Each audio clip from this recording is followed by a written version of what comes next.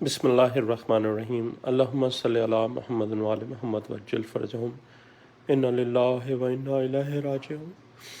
مولا حسین علیہ السلام کے حوالے سے الدامۃ الثاقبہ سے جلد دوئم سے آپ کے سامنے کچھ روایات پیش کرنا چاہتا ہوں جو رسول اللہ صلی اللہ علیہ وآلہ وسلم کی نسبت سے ہیں۔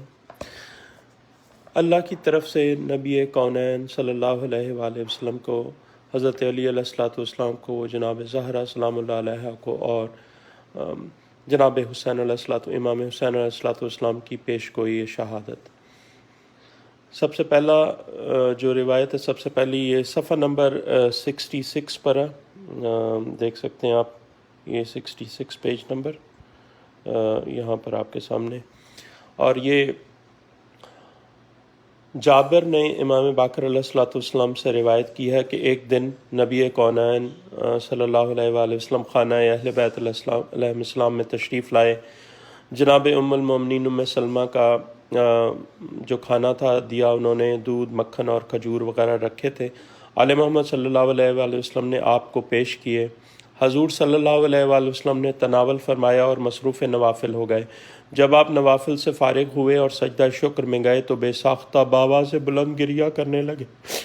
ہم سب حیرت سے دیکھتے رہے، کوئی پوچھ نہ سکا۔ بالآخر کمسن حسین علیہ السلام اٹھا اور پہلو میں جا کر عرض کیا، نانا جان، جب آپ ہمارے گھر تشریف لائے تو ہم بے حد شاداں و فرحاں ہوئے، لیکن آپ کے گریہ نے ہمیں بھی پریشان کر دیا ہے، اس کی کیا وجہ ہے؟ آپ صلی اللہ علیہ وآلہ وسلم نے سجدہ سے سر اٹھایا اور فرمایا، بیٹے، جس طرح تم مجھے دیکھ کر خوش ہوئے، اسی طرح میں بھی تمہیں اکٹھے بیٹھا دیکھ کر خوش ہوا، لیکن ابھی جبرائیل نے مجھے آ کر یاد دلایا ہے کہ محمد صلی اللہ علیہ وآلہ وسلم، تیرے تمام اہل بیت علیہ السلام شہید ہوں گے اور ان کے مزارات ایک دوسرے سے بہت دور ہوں گے۔ امام حسین علیہ السلام نے عرض کیا، نانا جان، کیا کوئی ہمارے مزاروں کی زیارت کو آئے گا؟ آپ صلی اللہ علیہ وآلہ وسلم نے فرمایا، ہاں بیٹے، میری امت کا ایک قلیل گروہ تمہاری زیارت کو آئے گا۔ امام حسین علیہ السلام نے عرض کیا، نانا جان، کیا ہمارے زائرین کو ہماری زیارت پر آنے کا کوئی اجر ملے گا؟ آپ صلی اللہ علیہ وآلہ وسلم نے فرمایا، بیٹے، ان کا کم از کم اجر یہ ہوگا کہ میں تمہارے زائرین کی خصوصی شفاعت کروں گا، تمام کو داخل جنت کروں گا اور وحشت قیامت سے انہیں محفوظ رکھوں گا۔ انجام قاتل۔ یہ ابن عباس سے مروی ہے کہ ایک مرتبہ مدینے میں اس قدر خشک سالی ہو گئی کہ پینے کا پانی تک نہ رہا۔ ایک دن جناب زہرا سلام اللہ علیہ اپنے دونوں بچوں علیہ السلام کو حضور صلی اللہ علیہ وآلہ وسلم کی خدمت میں لائیں اور عرض کیا، ابا جان، ہم تو بڑے ہیں، جیسے تیسے گزارا کر رہے ہیں، لیکن میرے یہ دونوں بچے پیاس برداشت نہیں کر سکتے، خصوصاً حسین علیہ السلام کے متعلق تو آپ کو بھی معلوم ہے کہ اسے پانی کی طلب زیادہ ہی رہتی ہے۔ آپ صلی اللہ علیہ وآلہ وسلم نے دونوں کو قریب بلایا، پہلے امام حسین علیہ السلام کے دہنے مبارک میں زبان نبوت دی۔ جب امام حسین علیہ السلام سیراب ہو گئے تو پھر آپ نے امام حسن علیہ السلام کے منہ میں اپنی زبان دی۔ امام حسن علیہ السلام بھی سیراب ہو گئے۔ پھر آپ نے دونوں کو اپنی گود میں بٹھا لیا اور باری باری دونوں کو بوسے دینے لگے۔ آپ غیر معمولی طور پر خوش ہو رہے تھے کہ جبرائیل آ گیا۔ جبرائیل نے سلام و درود اور رب جلیل کے بعد عرض کیا، حضور، ذات احدیت کا ارشاد ہے کہ تیرے یہ دونوں بچے بنی امیہ کے ہاتھوں شہید ہوں گے۔ حسن علیہ السلام زہر سے شہید ہوگا اور حسین علیہ السلام پس گردن سے ذبح کیا جائے گا۔ ان کے قاتل یوں تو اپنے آپ کو آپ کی امت سے شمار کرتے ہوں گے، لیکن ان کا آپ کی امت سے کوئی تعلق نہ ہوگا۔ آپ صلی اللہ علیہ وآلہ وسلم نے جبرائیل سے سوال کیا، کیا ان کے قاتلوں کو نجات ملے گی؟ جبرائیل نے عرض کیا، حبیب خدا، انہیں دنیا اور آخرت میں عذاب ہوگا۔ دنیا میں ان پر ایسے افراد مسلط ہوں گے جو ان کے کمسن بچوں تک کو قتل کر دیں گے، اور آخرت میں زقوم کھانے کو اور جسم سے نکلنے والا پینے کو ملے گا۔ جو قاتل امام حسین علیہ السلام نے وہ ان کے بارے میں، اور اہل بیت علیہ السلام کے جتنے بھی قاتل ہیں ان کے بارے میں۔ ذات احدیت نے انہی کے قاتلین کے عذاب پر خود اپنی تعریف فرمائی ہے۔ ظالم قوم کی نسل ہی ختم کر دی گئی ہے۔ رب العالمین اللہ کی حمد ہے۔ اس کے بعد آپ کبھی امام حسن علیہ السلام کی طرف اور کبھی امام حسین علیہ السلام کی طرف دیکھ کر کافی دیر تک فرماتے رہے، اللہ تمہارے قاتل پر لعنت کرے بے شمار، اللہ تمہارے غاصب حقوق پر لعنت کرے بے شمار۔ اللہم صلی علی محمد وعلی محمد وعجل فرجہم۔ اور یہاں پر یہ نبی اکرم صلی اللہ علیہ وآلہ وسلم پر آگندہ شیخ مفید نے لکھا ہے، ام المومنین ام سلمہ سلام اللہ علیہا سے مرویہ کہ ایک رات سرور انبیاء صلی اللہ علیہ وآلہ وسلم گھر سے باہر تشریف لے گئے اور اس طرح غائب ہوئے کہ تلاش بسیار کے بعد بھی کسی کو بھی نہ مل سکے۔ کافی دیر کے بعد رات گئے، واپس تشریف لائے تو آپ صلی اللہ علیہ وآلہ وسلم کے پاؤں خاک آلود تھے، اللہ اکبر، اور بال پریشان تھے، چہرہ مغموم تھا اور آنکھیں اس طرح سرخ تھی جیسے گریہ فرماتے رہے ہوں۔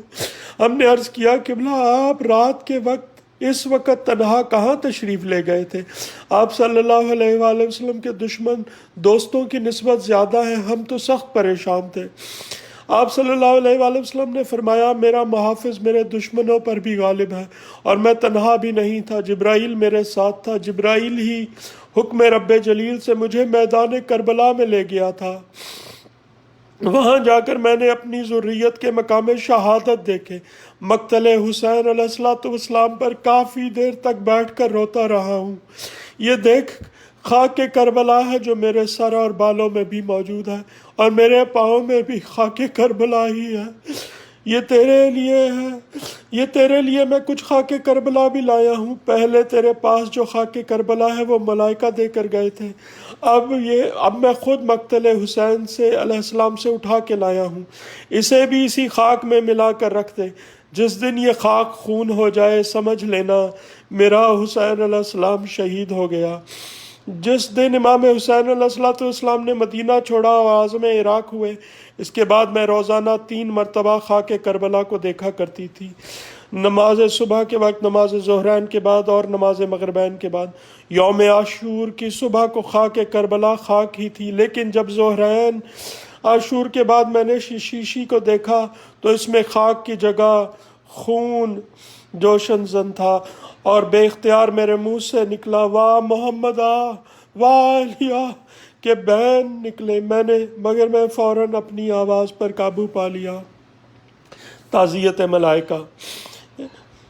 جناب سلمان سے مرویہ کہ امام حسین کی آمد کے بعد ارض و سما میں کوئی فرشتہ ایسا نہ رہا جس نے حضور صلی اللہ علیہ وآلہ وسلم کو آمد امام حسین علیہ السلام پر مبارکباد کے علاوہ تعزیت نہ پیش کی ہو۔ فرشتہ نے قاتلان امام حسین علیہ السلام پر لعنت کے ساتھ ساتھ حضور صلی اللہ علیہ وآلہ وسلم کو خاک کربلا بھی پیش کی۔ البتہ ہر فرشتہ مختلف مقام سے خاک اٹھا کے لایا تھا۔ کسی نے ذوالجناح سے زمین پر آنے کی جگہ سے خاک پیش کی، کسی نے مقتل تک جانے کے لیے اسی جگہ رکوع کیا تھا، ان مقامات میں سے کسی مقام کی خاک پیش کی، کسی نے ہم شکل نبی کے ایڑیاں رگڑنے کی جگہ سے خاک پیش کی۔ جناب سلمان سے روایت کرنے والا عبد الرحمن غنوی کہتا ہے کہ میں نے سلمان سے سنی ہوئی حضور صلی اللہ علیہ وآلہ وسلم کی بد دعا کو یاد کر لیا۔ وہ قاتلان امام حسین علیہ السلام کا انجام دیکھتا تھا تو مجھے حرف بحرف صداقت دعا پر یقین ہو جاتا تھا۔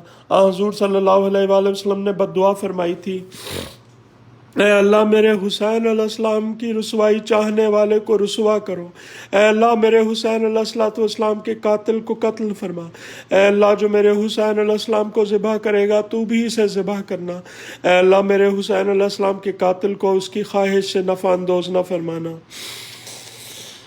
عبداللہ کہتا ہے قسم بخدا یزید سے لے کر قتل حسین علیہ السلام میں شریک ہونے والے ادنا ترین فرد تک ہر ایک کا انجام میری نگاہوں کے سامنے ہے۔